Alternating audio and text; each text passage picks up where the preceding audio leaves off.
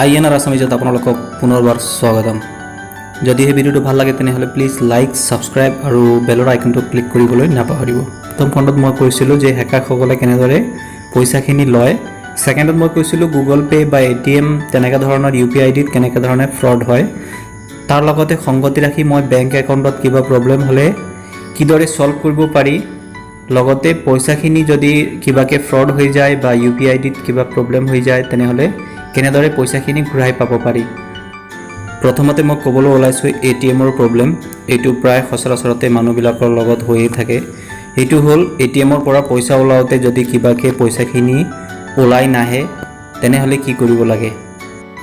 ATMত কেতিয়াবা আমি পইচা উইথড্ৰ কৰোঁতে আমাৰ পইচাখিনি উইথড্ৰ নহয়, কিন্তু আমাৰ পইচাখিনি কাট হৈ যায়।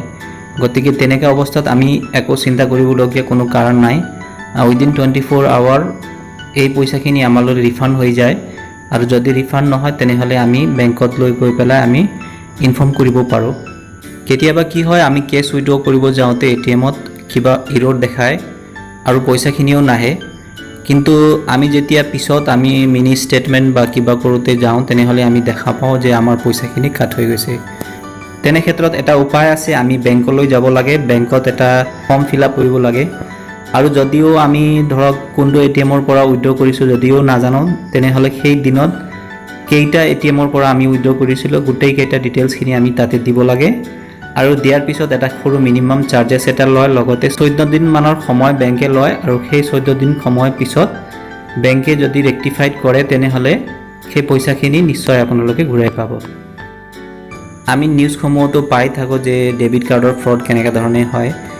যদি আপোনাৰ লগতো ডেবিট কাৰ্ড বা নেট বেংকিং তেনেকুৱা ধৰণৰ কিবা ফ্ৰড হৈ আপোনাৰ পইচাখিনি কাট হয় তেনেহ'লে কি কৰিব লাগে।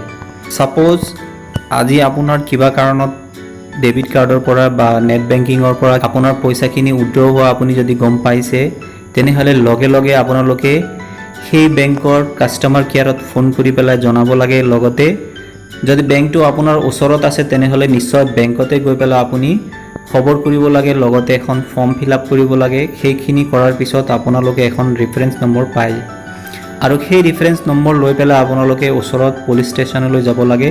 যিহেতু সকলো এৰিয়াতে চাইবাৰ পুলিচ ষ্টেচন নাথাকে, সেইকাৰণে আমি ওচৰৰ পুলিচ ষ্টেচনতে গৈ পেলাই আমি FIRটো দিব লাগে।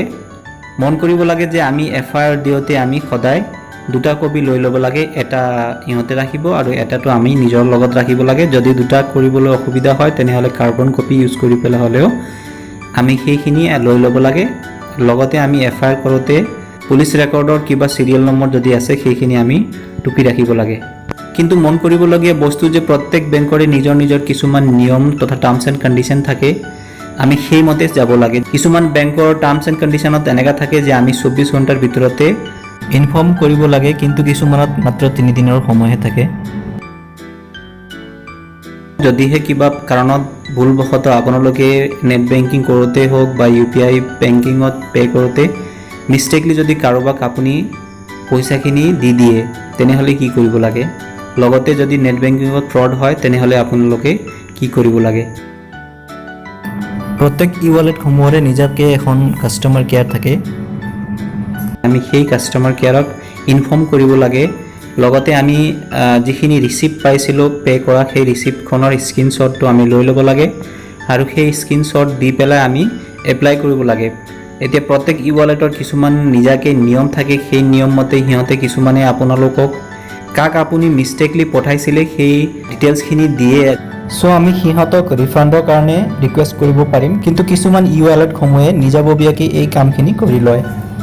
এনেধৰণৰ প্ৰব্লেমৰ কাৰণে NPC আৰু RBIতো এপ্লিকেশ্যনৰ সুবিধা এতিয়া বৰ্তমানে গভৰ্ণমেণ্টে দিছে। শেষত মই এই 4টা ষ্টেপখিনি মই সোঁৱৰাই আছোঁ। 1 নম্বৰ হ'ব বেংক কমপ্লেইন উইদিন 24 আৱাৰ ভিতৰতে কৰিব লাগে। তাৰপিছত হ'ব UPI এপৰ সহায়ত আমি কমপ্লেইন কৰিব লাগে। তাৰপিছত 3 নম্বৰ হ'ব FIR লঞ্চ কৰিব লাগে, এইটো উইদিন 24 আৱাৰ ভিতৰতে হ'ব লাগে। আৰু 4 নম্বৰ ষ্টেপটো হ'ল যদি এই 3টা ষ্টেপতো কামখিনি আমাৰ আদায় নহয় তেনেহ'লে আমি NPCI আৰু RBIতো কমপ্লেইন কৰিব পাৰিম। আমি যদি এই 4টা ষ্টেপটোক সময়মতে ক্লিয়াৰ কৰোঁ তেনেহ'লে আমাৰ পইচাখিনি পোৱাৰ চান্সেছ বাঢ়ি যায়। যদি সেই ভিডিঅ'টোৰ পৰা কিবা হ'লেও জ্ঞান এটা লাভ কৰিছে তেনেহ'লে প্লিজ লাইক, শ্বেয়াৰ আৰু ছাবস্ক্ৰাইব কৰিবলৈ নাপাহৰিব। ভিডিঅ'টো চোৱাৰ বাবে ধন্যবাদ।